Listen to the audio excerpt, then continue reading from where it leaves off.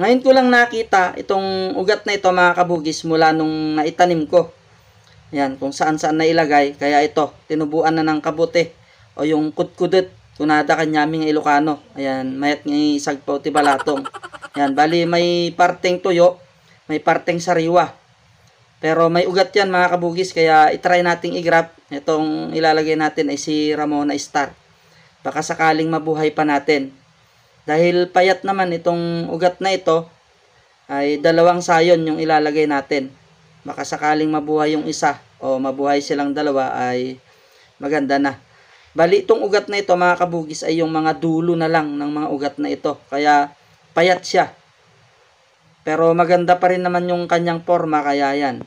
Hinipon ko at itinanim ko dyan sa paso na yan. At ngayon lang natin nga nakita. Medyo matagal na ito mga kabugis, kaya yan nagkaroon na ng ugat.